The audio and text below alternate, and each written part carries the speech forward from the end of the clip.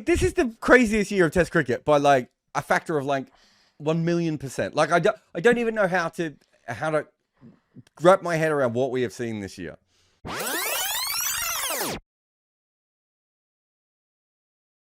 In fact, let me read you something, Rob, that I think that you will like. So far in 2024, Australia have beaten New Zealand, who beat India, who beat England, who beat Sri Lanka, who beat New Zealand, who beat South Africa, who beat Bangladesh, who beat Pakistan, who beat England. If the two series are going the way that they are, so the West Indies and India win, it would be India beat Australia, who beat New Zealand, who beat India, who beat England, who beat Sri Lanka, who beat New Zealand, who beat South Africa, who beat the West Indies, who beat Bangladesh, who beat Pakistan, who beat England. Isn't cricket great? This is the craziest year of Test cricket by like a factor of like 1,000,000%. Like I don't even know how to wrap my head around what we have seen this year. Yeah, lay the draw, back the outsider, go to bed. That's it. But back all the correct scores of the nonsense for the outsider. Expect the unexpected. This can be explained, and we'll try and explain it in a minute. But isn't Test cricket brilliant? That's the take home for me. It's a fantastic watch. Like all of those series have had some amazing stuff in it. The India one the other day was unbelievable, and you're getting, from a betting point of view, you're getting both teams matched at 10-1. By the middle of day two, half the time, and then the draw can't happen. And lots of people think the draw can happen in some of these. It's really funny. But Test cricket is awesome. Anyone can beat anyone because nobody has a proper technique for batting in Test matches anymore. That's what it boils down to for me. I also think that the wobble ball has made everything, and Indian pitches as well, but I think the wobble ball and Indian pitches have made everything just so much more random that the scores are going to be lower. As you said, the techniques have changed, so people are going to score quicker, so it's just upping the volatility in every single direction. And it's out there.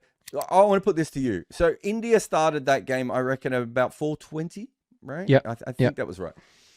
They started at 4:20. Let's say you thought market had that a little bit wrong. You could probably have made a case for India to be about 260 to 280. So still outsiders, but very much in the game at that point, right? Even if you had them as that optimistic, the chances are that with Gill and Rohit and Hardik and Shami and Kuldeep and I don't know, whoever Ashwin and Jadeja. Right, those are the other two I forgot.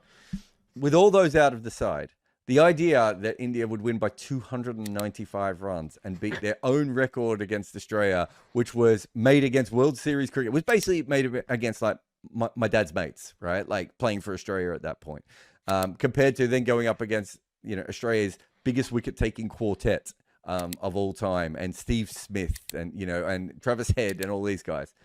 It's an incredible upset. But when you look at the year that we have had, it's like a small flicker, right? Compared to all the other nonsense. Like, how do you compare it to Ollie Pope winning a Test match in India, or Shamar Joseph winning a Test match in Australia, or Bangladesh whitewashing Pakistan, right? Or Pakistan coming back from nowhere against England, or that Test match where England came back against Pakistan, or the Test match where India won a game in 8 minutes against Bangladesh. And I haven't actually mentioned New Zealand beating India and all that. The last series, 3-0. The most crazy year, like in every way you go.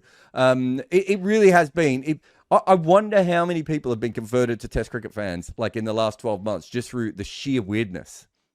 Yeah, the other formats have played their part, but Test cricket is alive and very much kicking, and it's just really fun because the days have gone where anybody plays for the draw. We've mentioned this. I mean, lay the draw. Should we get lay the draw tattoos on our forehead? Definitely. I've never actually laid the draw in a game. I thought you were going to say, I've never actually got a tattoo on my forehead. I thought you were going to say.